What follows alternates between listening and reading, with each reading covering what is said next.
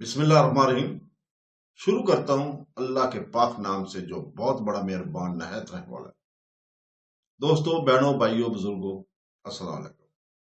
تاریخ اسلام کی 127ویں قسط میں ہم آپ کو خوش آمدید کہتے ہیں، اور اس میں ہم بیان کریں گے حضرت امام حسین رضی اللہ تعالیٰ عنہ کی شہادت، واقعہ کربلا۔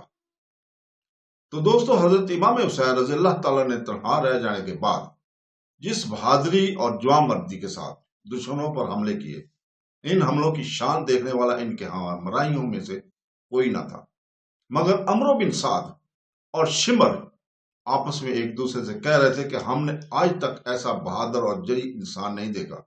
اس غم کی داستان اور روح کو مزمل کر دینے والی کہانی کا خلاصہ یہ ہے کہ حضرت امام حسین رضی اللہ تعالیٰ عنہ کے جسم پر 45 زخم تیر کے تھے، مگر آپ برابر دشمنوں کا مقابلہ کیے جا رہے تھے۔ ایک دوسری روایت کے موافق 33 زخم نیزے کے اور 43 زخم تلوار کے تھے، اور دونوں کے زخم ان کے علاوہ تھے۔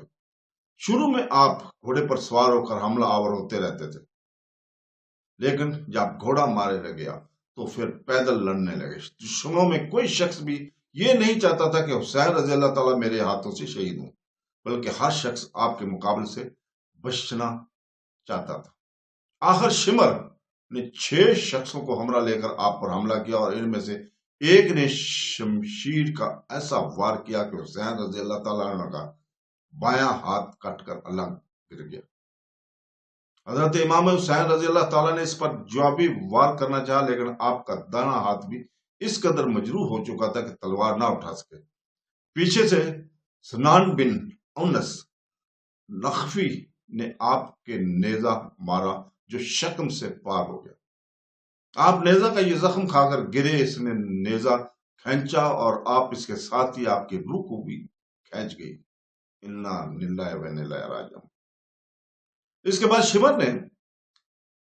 شمر کے حکم سے کسی دوسرے شخص نے حضرت امام حسین رضی اللہ تعالیٰ کا سر جسم سے جدا کیا، اور عبید اللہ بن زیاد کے حکم کی تعمیل کے لیے 12 سوار متعین کیے گئے۔ انہوں نے اپنے گھوڑوں کی ٹاپوں سے آپ کے جسم مبارک کو خوب کچلوایا، پھر خیمہ کو لوٹا، آپ کے اہل بیت کو گرفتار کیا۔ زین العابدین جو بچے تھے، شمر کی نظر پڑی تو ان کو اس نے قتل کرنا چاہا، مگر عمرو بن سعد نے اس کو اس حرکت سے باز رکھا۔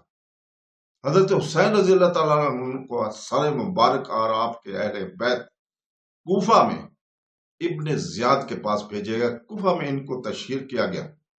ابن زیاد نے دربار کیا اور ایک تشت میں رکھ کر حسین رضی اللہ تعالیٰ کا سر اس کے سامنے پیش ہوا۔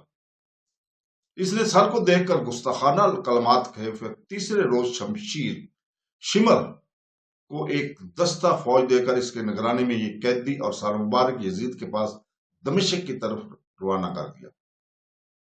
علی بن حسین یعنی امام العابدین، زین العابدین اور تمام عورتیں جب یزید کے پاس پہنچے اور حسین رضی اللہ تعالیٰ کا سر اس نے دیکھا تو سر دربارہ وہ رو پڑا، اور عبید اللہ بن زیاد کو گالیاں دے کر کہنے لگا کہ اس پسند سمیہ کو میں نے یہ حکم کب دیا تھا کہ حسین بن علی رضی اللہ تعالیٰ کو قتل کر دے، شہید کر دینا۔ پھر شمر اور عراقیوں کی طرف مخاطب ہو کر کہنے لگا میں تو تمہاری اطاعت فرما برداری سے ویسے ہی خوش تھا، تم نے حسین بن علی کو کیوں شہید کیا؟ شمر اور اس کے ہمراہی اس توقع میں تھے کہ یزید ہم کو انعام دے گا اور ہماری عزت بڑھائے گا، مگر یزید نے کسی کو کوئی انعام نہیں دیا اور اپنے خوشی اور ناراضگی کا اظہار کر کے سب کو واپس لوٹا دیا۔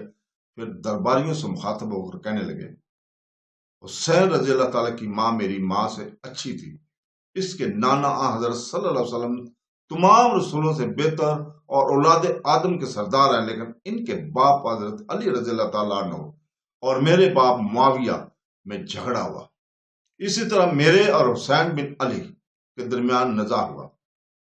علی اور حسین دونوں کہتے تھے کہ جس کے باپ دادا اچھے ہوں وہ خلیفہ ہو، اور قرآن مجید کی اس آیت پر انہوں نے غور نہیں فرمایا کہ جس کا ترجمہ ہے آخر سب کو معلوم ہو کہ اللہ تعالیٰ نے ہمارے حق میں فیصلہ کیا یا ان کے حق میں۔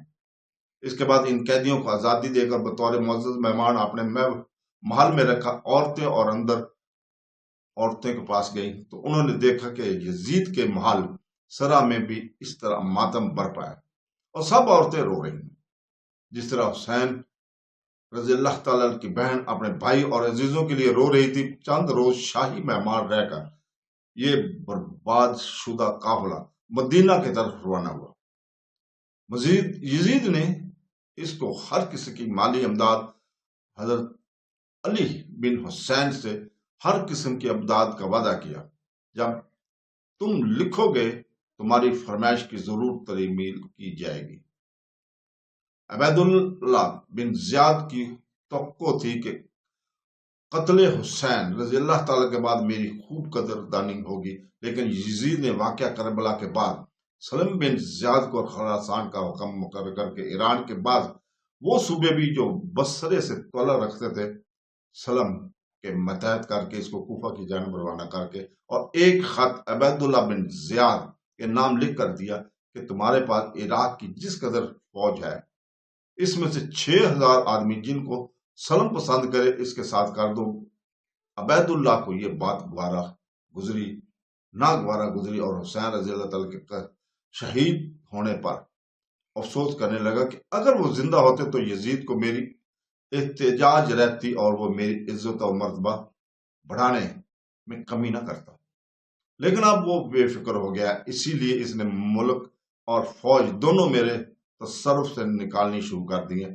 سلم نے جب لشکر کوفہ کی موجودات کے لے کر سرداران لشکر سے کہا کہ تم سے کون میرے ہمراہ خراسان کی طرف چلنا چاہتا ہے، تو ہر ایک شخص نے جانے کی خواہش ظاہر کی۔ عبید اللہ بن زیاد نے رات کے وقت سرداران لشکر کے پاس اپنا آدمی بھیجا اور کہا کہ تعجب ہے تم سلم کو میرے اوپر ترجیح دیتے ہو۔ سرداران لشکر نے جواب میں کہا کہ آپ کے پاس رہ کر تو ہمیں اہل بیت نبوی کے ساتھ جہاد کرنے اور ان کے خون سے ہاتھ رنگنے پڑے ہیں، لیکن سلم کے ساتھ جا کر ہم کو ترکوں اور مغلوں کے ساتھ جہاد کرنے کا موقع ملے گا۔ اگلے دن سلم 6000 چیدہ آدمی لشکر کوفہ سے لے کر خراسان کی جانب روانہ ہوا اور عبید اللہ بن زیاد کو واقعہ کربلا کے بعد مزاحمت اور افسوس کے علاوہ اور کچھ حاصل نہ ہوا۔ تو دوستو اس کے ساتھ ہی ہم اجازت چاہتے ہیں آج، خطا کے لیے اللہ حافظ۔